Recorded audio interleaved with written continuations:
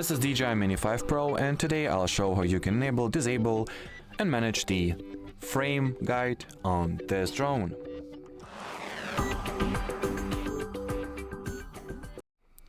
So to start, switch everything on, enter the Go Fly interface of the DJI Fly app, and then go into settings.